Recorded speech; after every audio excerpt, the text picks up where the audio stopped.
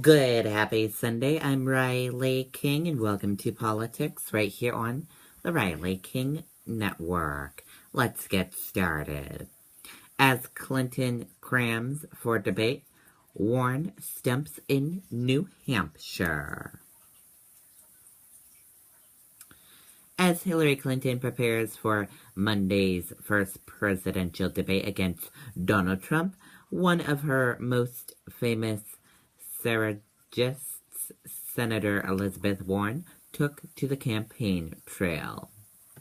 The Massachusetts Democrat made stops in Nashua, Manchester, and Durham on behalf of her party's nominee for president.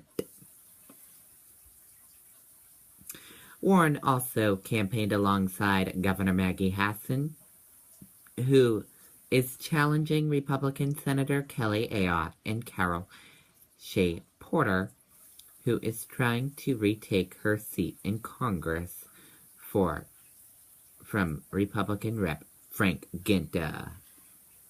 She leveled a new charge against Trump and Republicans. Following her speech in Manchester, Warren told WCVB she has some advice for Clinton about the debate. Yeah, go be Hillary Clinton. If people see the real Hillary Clinton and the real Donald Trump, no debate. We're going to win this election for Hillary, she said.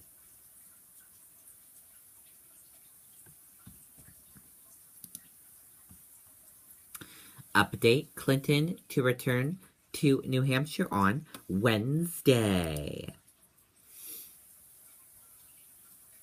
Democratic presidential nominee Hillary Clinton plans to return to New Hampshire on Wednesday, September 28th for her first visit to the Granite State since the December National Convention.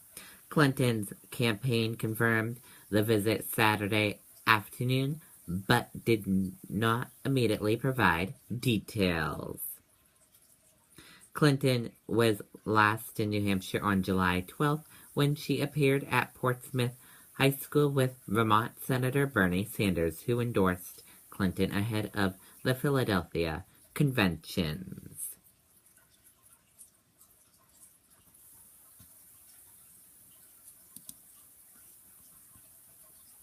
Governor's office: state officials respond to NHGOP right-to-know request on Dartmouth-Hitchcock.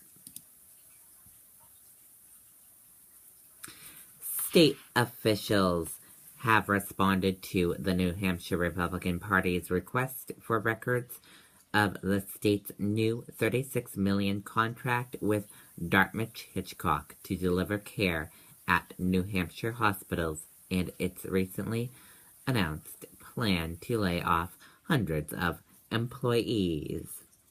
Governor Maggie Hassan's office sent New Hampshire GOP chairwoman Jennifer Horn about 40 pages of emails in response to her request under the state right-to-know law and the state constitution after Horn thought the information.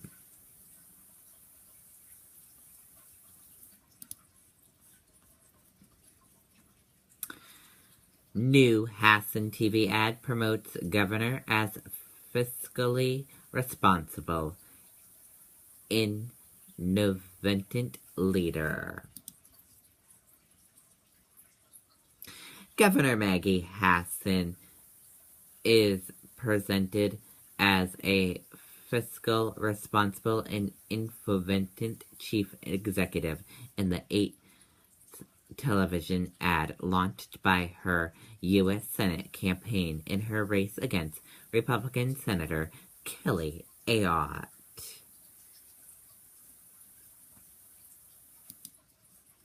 Clinton-Trump race narrows on doorsteps of the debate. Let's take a listen to this video from ABC News.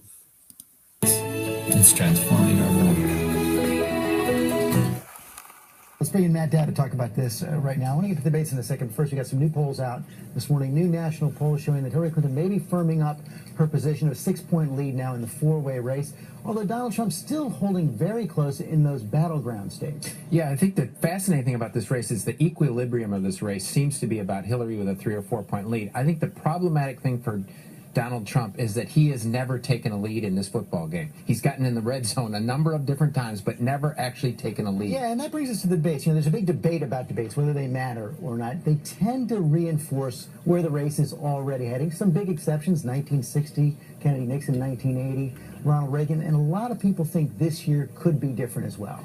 Well, I think these debates this year are going to matter more than anything else. We've seen Hillary Clinton spend $100 million on ads. It has no effect on this race. You've seen Donald Trump add a whole new campaign team, not really an effect on this race. I remember in 2004, George Bush, who I was working for, had a 6-point lead going into that first debate. Didn't do well. We came out of that debate dead even in this race, so I think that's the possibility for this. Second debate that flows from this is what's going to matter, what people actually see on Monday night or what they hear and talk about Tuesday, Wednesday, Thursday, Friday. Yeah, determining a debate winner is actually two different things. One, how do they perform on Monday night and what goes back and forth in that? But really, in the aftermath, what are people talking about? Al Gore won the first debate, but in the conversation in the aftermath of that in 2000, George Bush actually turned out to be the winner of the debate.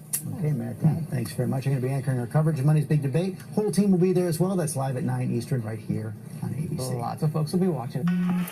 Okay, and there you go on that report.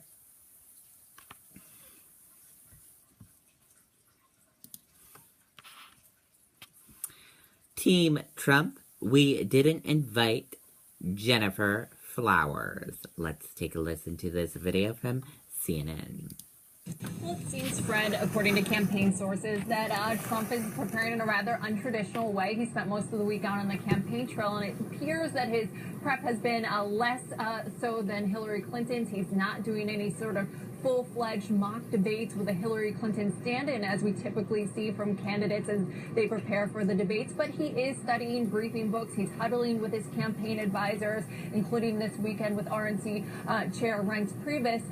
But it is interesting to see Trump, as he prepares for this debate and prepares to campaign today, he's also engaging in a little pre-debate trash talking of sorts. He sent out this tweet this morning saying, quote, "If dopey Mark Cuban of failed benefactor fame wants to sit in the front row, perhaps I will put Jennifer Flowers right alongside him." Mark Cuban, of course, a Dallas Mavericks owner, a high-profile Hillary Clinton supporter who has been very critical of Donald Trump. So Trump here reacting to his presence because he's going to be seated in a very prominent position in the front of the room at Monday night's debate. So Trump reacting to that and basically firing off a warning shot that perhaps he might bring in Bill Clinton's past indiscretions into the discussion. And this was interesting because we saw Trump just a few days ago in an interview say he was asked whether he intends to bring up that sort of personal baggage of Bill Clinton, and Trump said, "No, I don't think I will, but we'll see how unfair or not Hillary Clinton is." So certainly this sort of pre-debate jockeying, Fred, is in full effect right now. Okay, and there you go on that report. That does it for politics right here on the Riley King Network. I hope you all have a great rest of your Sunday. Goodbye, everyone.